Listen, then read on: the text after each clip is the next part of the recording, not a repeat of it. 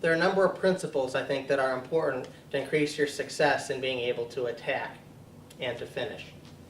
First, when I attack, like I said before, I'm not going to go to my knees with this type of a single leg. We'll demonstrate that in a moment. Next, I want you to get the notion that my level makes a difference in terms of my distance to my partner or my opponent.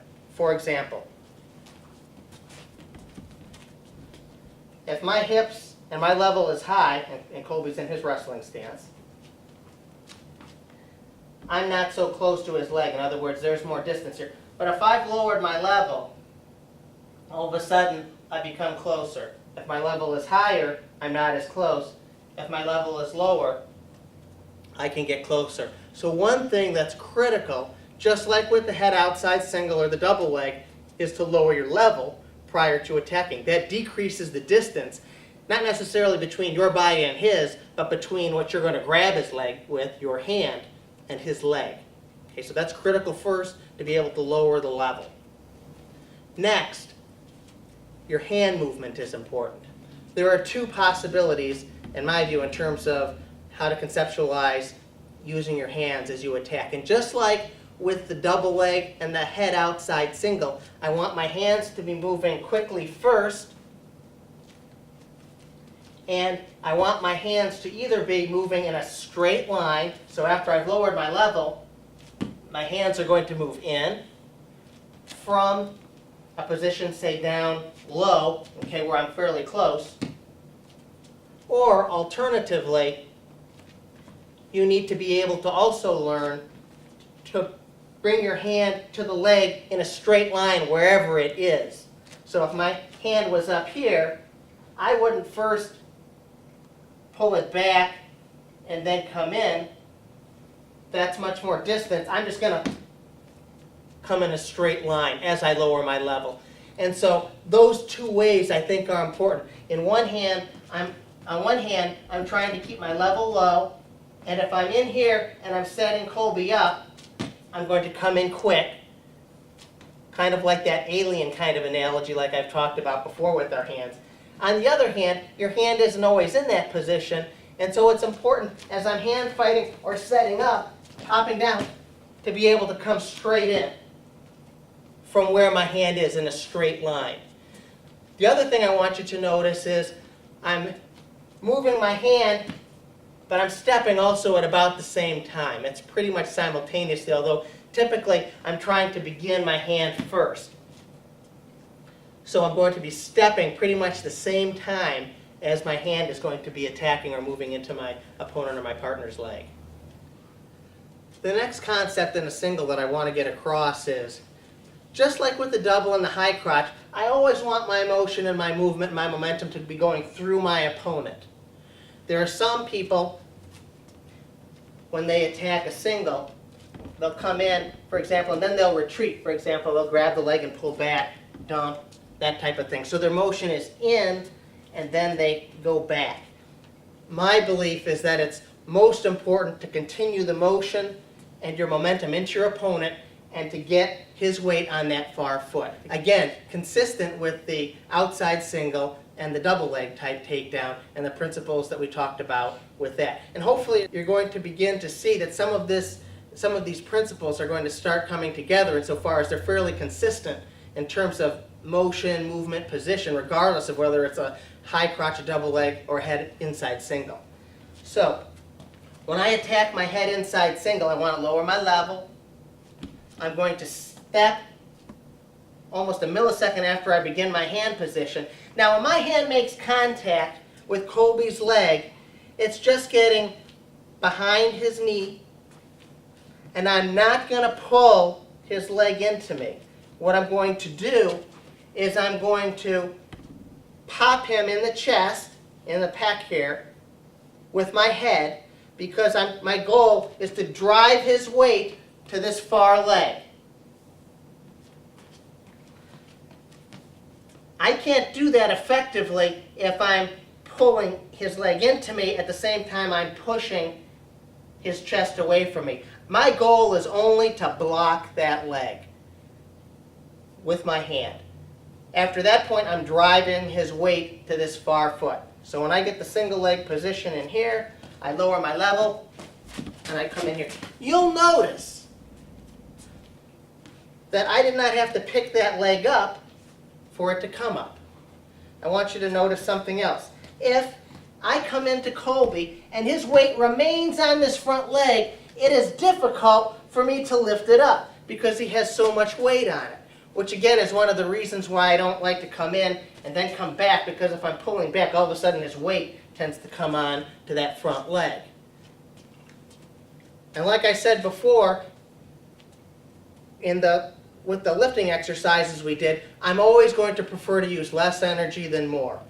And so instead of lifting the leg up, all I got to do is push my body into Colby's body such that his weight shifts to this leg, and now this leg that I'm attacking is going to come up very easily.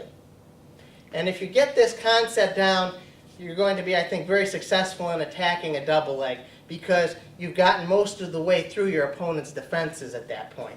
So I'm going to lower my level, I step in, and this comes up automatically.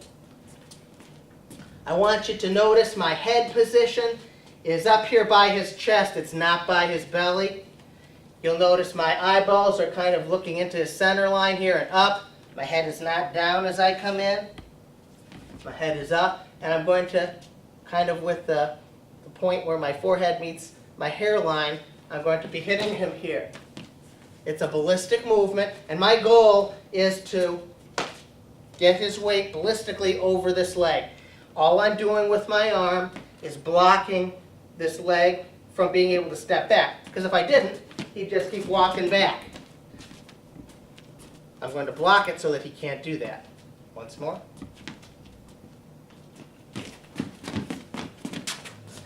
I'm not even dealing with the grip and what we're going to do, which I'll discuss in a moment. Just that concept of step after I lower my level and after my hands come in, ballistically hitting his pectoral muscle and driving his weight over that far leg.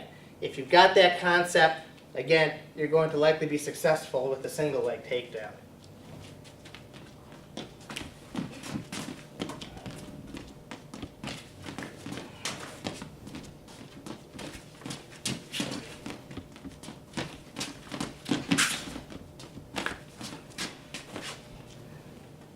Remember as well that Colby is always going to be much more comfortable and mobile moving forward than backwards.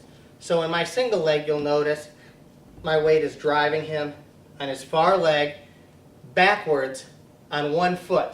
Again, he's going to be less mobile and less comfortable, certainly thinking more about what he's going to do to salvage his position than attack me. And so my goal, again, is always to be pushing my weight into my opponent, getting it to that far leg, and continuing the momentum, and then I'll do a finish from there. Next, what I want you to consider, and this has something to do with where you put your head position. I don't want Colby's weight or his the angle of his back forward such that his weight is in front of his feet at all, because that's a position where he's going to be able to defend against me easier. Now, if I put my head down low, it's very easy for him to push my head down, okay, and have his chest cover my head. And when we go over defense, we're going to see why that's very important, and that's a very favorable position for Colby. Instead, when I attack Colby, I need to keep my head up high, relatively speaking. Again, that's why I'm attacking his chest area, or one of his pecs, the one that's closest to the leg I'm attacking. And my goal is not simply to kind of bop him here a little bit to in terms of trying to set the leg up. My goal is to drive his weight over this leg, but also to try to get his back at this type of an angle slightly, if I can. The more I can get him away from this position, the better. Because what he's going to try to do, if my head is here, is he's going to push my head down and he's going to attack. He'll defend my initial attack, and then he's going to reattack me. So it's crucial that when I attack, I hit him ballistically in the chest, and my goal is not just to kind of pop him here, and it's not just to try to get the weight on the far leg. My goal is also to keep him straightened up, and if I could even get him backward a little bit, I'd like to do that. That I might not be able to get to that goal, but nonetheless, I want to keep him as upright as possible. He'll be able to defend me a lot less easily. So, when I attack Colby from here, if I can keep him relatively upright, moving backwards on one leg, not only that, slightly off balance, because his weight is back, his upper body is towards the back end of his heel here, he's more likely to have mobility difficulties, and it's more likely for me to be able to finish the takedown. The next step, or the next thing I want you to consider as we kind of build this head inside high single leg, is you don't just want to be quick with this initial hand, the second hand needs to be quick too. That's pretty much the same as when I attacked my head outside single. I wanted to get that opposite hand to secure the leg as quickly as possible so that there was little delay. Okay? Likewise with the head inside single, I want to do the same thing. So when I'm attacking this single here, and I come in here, I don't want a lot of time before this hand catches up with this one. So, when this hand's coming in and I pop here, this hand is coming in as well. And all I want to do initially is just cover. I'm not trying to get any special grip. I don't need any special grip because if I've done the attack right, because I've got the weight on this far leg, I'm not going to need a lot of power lifting the leg up. It's going to happen by my momentum going into him. So I'm just trying to keep things secure here in a position where I can transition off to my finish. But the point here again is being quick with the hands. So I want to be quick with that initial hand. I want to be extra quick as well with that follow-up hand.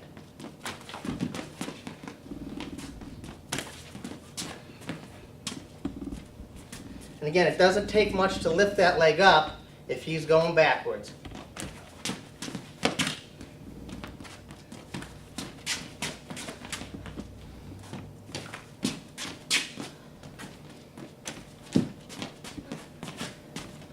The next thing I want you to consider is that when I get in, I'm quick with this hand, I'm quick with the follow-up, I'm quick with my step.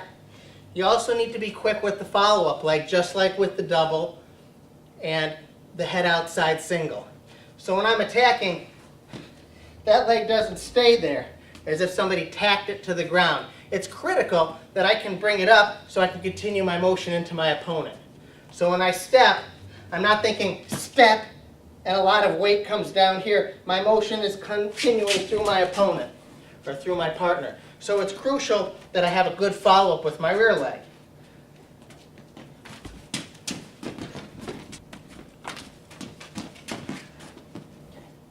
If you're not quick with your follow-up hand, frequently your partner or your opponent is going to be more successful in defending. So if I'm kind of lazy with this arm and this isn't coming in,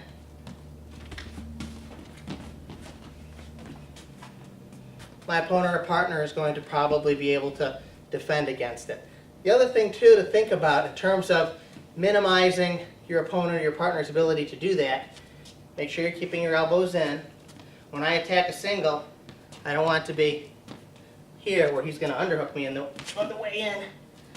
Or keep this one in really good, but keep this one out. I want to keep both of them in.